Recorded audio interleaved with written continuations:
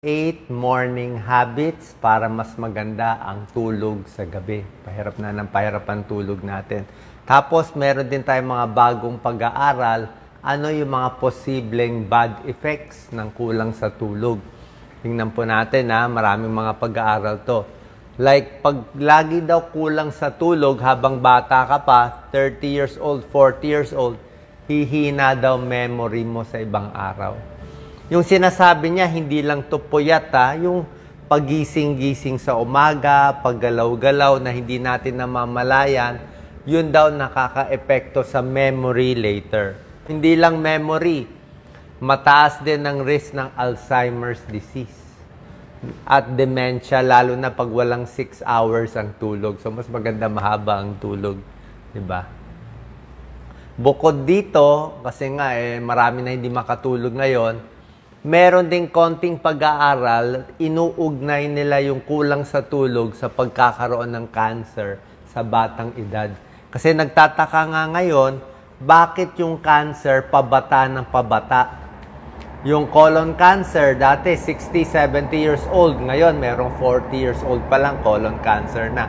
Basta cancer sa bituka, esophagus, sa tiyan, gallbladder, bile duct, paaga ng paaga, pancreatic cancer, breast cancer, pabata ng pabata, kidney cancer, prostate, stomach, and thyroid cancer. So, inuugnay nila, may konting pag-aaral, posible yung nasisira yung circadian rhythm natin. Sabihin, yung tulog, yung pahinga, yung bawas ang stress, dahil na-stress yung katawan, posible tumaas yung cancer rate. Hindi pa tiyak. Lahat ng cancer, inuugnay nila. Ito nga isa sa lung cancer. Kasi syempre, pag kulang ka sa tulog, yung iba may sleep apnea, di ba? Humihilik, hindi makatulog maigi, nahihirapan huminga, nagkukulang ng oxygen sa katawan. So, maraming complication, heart problem, at isa pa itong mga iba't ibang cancer kasama ang lung cancer. Hindi pa ito tiyak, pero ibig sabihin, kailangan matulog tayo. Yung high blood, sigurado yan. Pag kulang ka sa tulog, high blood ka talaga. Tataas ang blood pressure mo. Kulang ka sa tulog, mag-groggy ka, pwede kang ma-aksidente, matumba yan, proven na yan. Kulang ka sa tulog, magpapalpitate ka, tataas ang blood sugar mo, proven na rin yan. Irritable ka rin pag kulang sa tulog. Hindi ka makakonsentrate, mapapadami ang kape mo, wala kang energy. At buong katawan, maraming epekto. Mas tataba ka kasi mas marami kang kakainin. Diabetes, pati balat, papangit, magkaka-wrinkles. Memory, sinabi ko sa inyo, Alzheimer's, memoria, dementia, tataas. Masama sa puso, mabilis magkasakit kung kulang sa tulog, nadidepress, kulang sa tulog, at pwedeng early pagkamatay. So, paano gawin natin? Meron tayong 8 habits na pwede natin gawin sa umaga pa lang para ready ka na sa gabi. Okay? Ano tong mga nire-ready mo? Palagay natin, paggising sa umaga, maganda may konting exposure ka sa araw. O at least pag umaga na, paggising ka na, magtrabaho ka na. Okay? Gusto mo pagurin yung katawan mo in the morning para pag pagod ang katawan mo, makakatulog ka sa gabi. Di ba? So, nire-ready mo na. May konting morning sunlight, pwedeng 15 minutes exposure, wag lang sa sikat ng araw na matanghaling tapat. Kung gusto mo mag-exercise, dapat mas maaga. Okay? Kung matutulog ka ng 10 o'clock ng gabi, hindi ka pwede mag-exercise ng 9 o'clock ng gabi.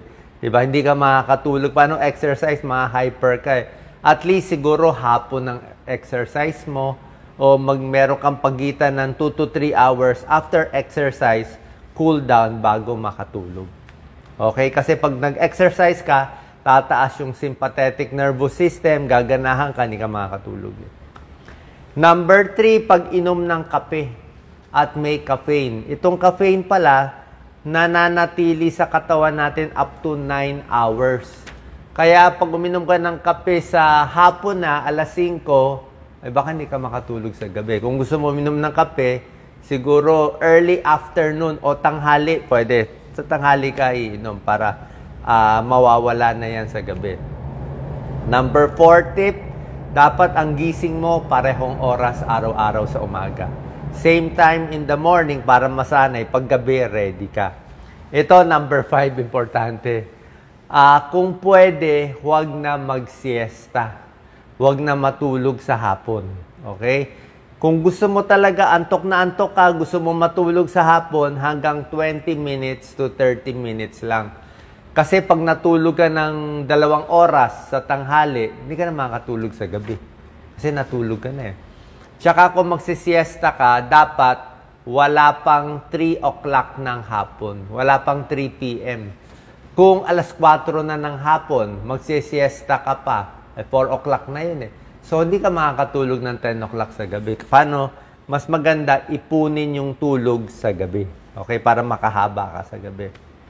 Number 6, ang payo, morning habit, huwag masyado magpaka-stress daw throughout the day. Dapat daw medyo may stress break, medyo relax konti, hinga-hinga malalim, para throughout the day, relax din. Kasi pag sobrang stress, hindi rin makakatulog sa gabi.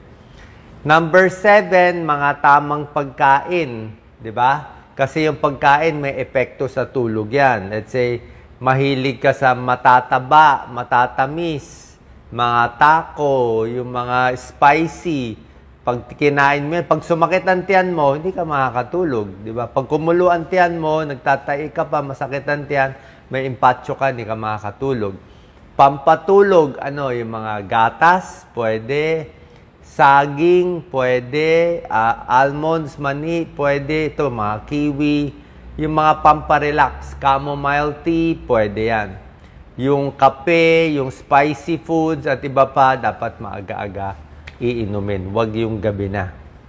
And number 8, habit para makatulog sa gabi, bawasan yung alak or itigil ang alak. Marami pong pag-aaral yan.